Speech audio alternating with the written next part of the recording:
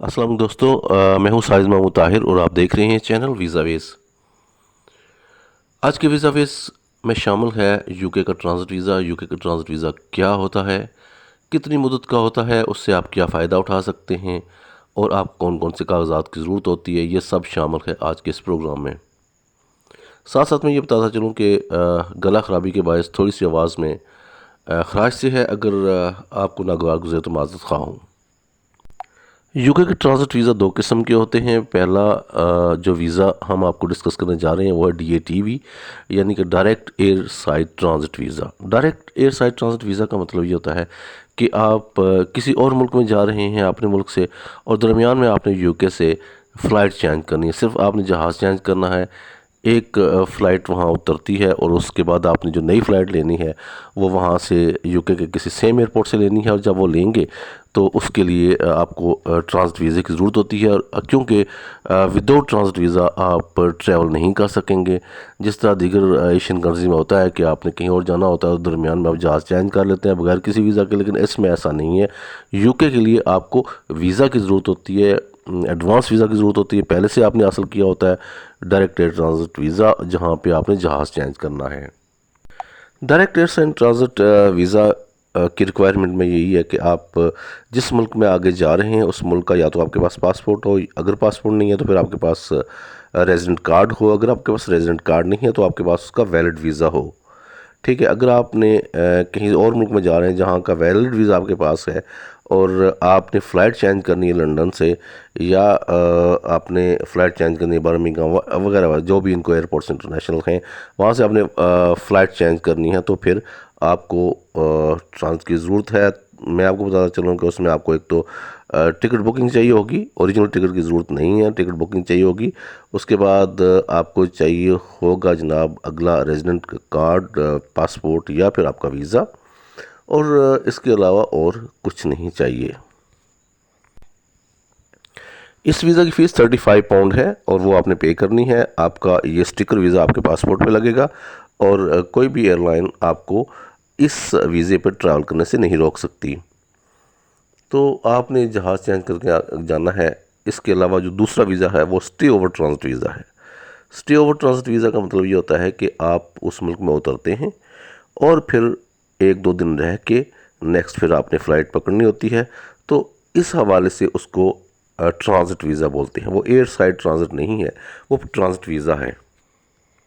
उस वीज़े पे आप यूके में 48 आवर्स तक रह सकते हैं, और अमूमी तौर पर ये उस वक्त ज़रूरत पड़ती है अगर आपने वहाँ पे कोई पर्सनल इंटरेस्ट नहीं है यूके के अंदर, या किसको मिलना नहीं है, या कोई मीटिंग नहीं है, या कॉन्फ्रेंस नहीं है, तो फिर आपने सिर्फ़ और सिर्फ अगर आपने जहाज़ चेंज करना है तो बाज़ औक़ात ये होता है कि आपकी फ़्लाइट जो है वो लंदन में हीथ्रो एयरपोर्ट पे उतर रही है और नेक्स्ट फ़्लाइट आपको हीथ्रो से नहीं मिल रही। नॉर्मली अमेरिकन कंट्रीज़ जो हैं, सेंट्रल अमेरिकन और साउथ अमेरिकन कंट्रीज़ जो हैं, उनकी तमाम फ़्लाइट्स जो हैं वो गेटविक एयरपोर्ट से जाती हैं, लंदन की ही गेटविक और एयरपोर्ट से।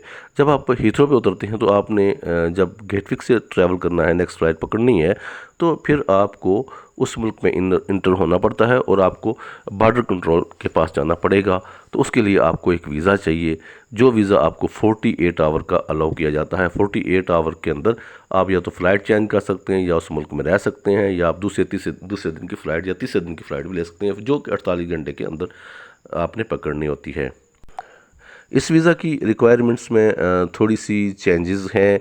जो डॉक्यूमेंट्स मैंने आपको बताए हैं, आपको टिकट बुकिंग चाहिए, आगे मुल्क का वीज़ा, रेजिडेंट परमिट या फिर पासपोर्ट चाहिए। तो अगर वो ये चीज़ें आपके पास हैं, इसके बावजूद आपके पास सफिशिएंट फ़ंड्स का होना ज़रूरी है।